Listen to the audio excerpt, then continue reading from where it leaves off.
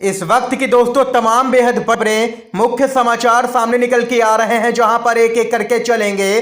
तमाम बेहद बड़ी खबरें आप तक आगे इसी वीडियो में पहुंचाएंगे, जहां पर दोस्तों जानेंगे दिग्गज नेता शरद पवार ने राहुल गांधी को लेकर के बड़ा ऐलान कर दिया है। जी हां दोस्तों, राहुल गांधी ही होंगे 24 के चुनाव में विपक्ष का चेहरा, पीएम पद के लिए सबसे मजबूत दावेदार। जी हां दोस्तों, क्या कुछ है पूरी खबर विस्तार से जानेंगे। इसके साथ ही दूसरी तरफ यहां पर मणिपुर हिंसा मामले पर 500 से भी ज्यादा बुद्धिजीवियों ने पीएम मोदी को पत्र लिखा है, भाजपा बैकफुट पर।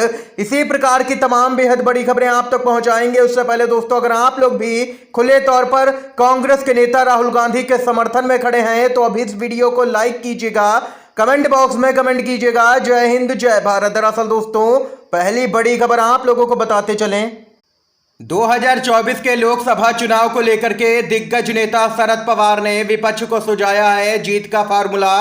राहुल गांधी को लेकर के बड़ा ऐलान किया है। जी हां दोस्तों, जहां से जीत पक्की हो उन्हीं सीटों पर चुनाव लड़े पार्टियां। एनसीपी के प्रमुख शरद पवार की तरफ से बड़ा बयान आया है।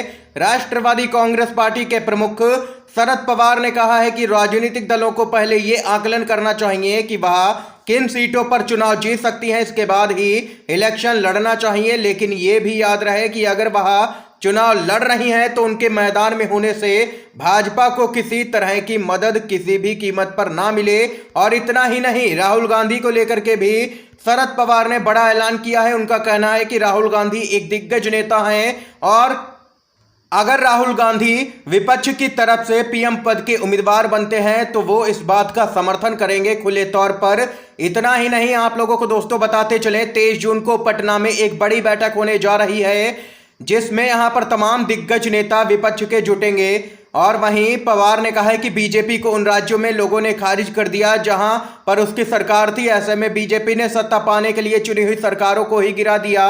राज्य में अगर लोग बीजेपी को नहीं पसंद कर रहे हैं तो राष्ट्रीय स्तर पर ये यहां पर बदलने वाला नहीं है। उन्होंने आगे कहा है कि गैर विपक्षी दलों को साझा कार्यक्रम के बारे में भी सोचने की जरूरत है।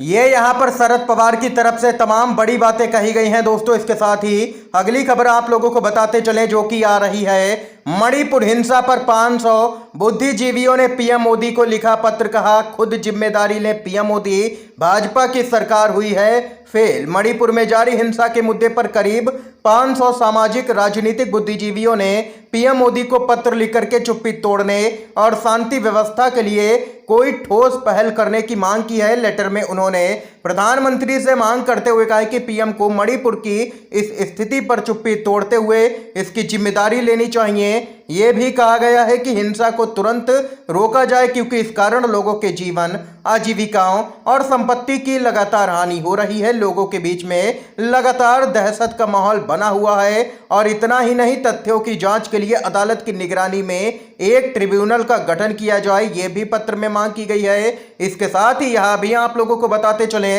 पत्र में भाजपा पर भी निशाना साधा गया है। पत्र में कहा गया है कि बीजेपी अपने राजनीतिक फायदे के लिए सदियों पुराने जातीय तनाव को लगातार बढ़ावा दे रही है और हिंसा को रोकने में भाजपा सरकार नाकाम है। इसलिए यहां पर खुद मणिपुर हिंसा की जिम्मेदारी पीएम को लेनी चाहिए। दोस्तों, अगर आप लोग भी 500 बुद्धिजीवियों की मांग का समर्थन करते हैं, उनके समर्थन में खड़े हैं, तो वीडियो को लाइक करके अपना समर्थन भी दर्ज करवा सकते हैं। एक और अपडेट आप लोगों को बताते चलें, राज्यसभा के अंदर कमजोर हो जाएगी भाजपा, बढ़ेगी कांग्रेस पार्टी की ताकत, कई बीजेपी मंत्रियों का कटेगा पत्ता। राज्यसभा में तीसरा मौका नहीं देती है बीजेपी।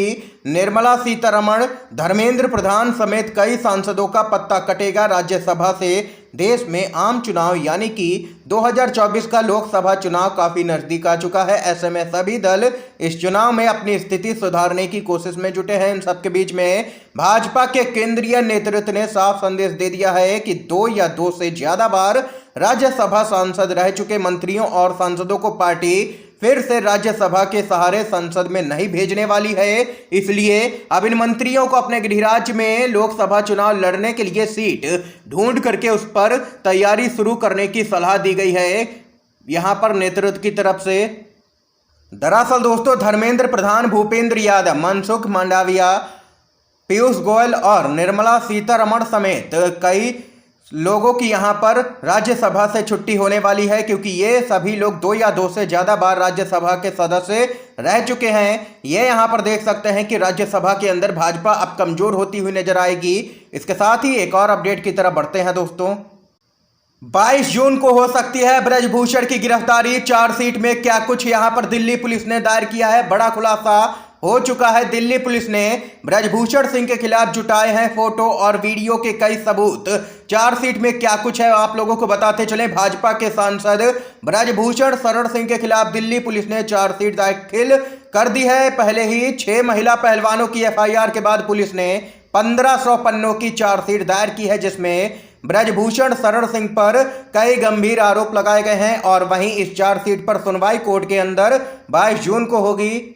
जानकारी के लिए आप लोगों को बताते चलें, चार्जशीट में 6 में से 3 शिकायतों से जुड़े हुए वीडियो भी शामिल है और वहीं बाकी में तस्वीरों को बतौर सबूत यहां पर पेश किया गया है।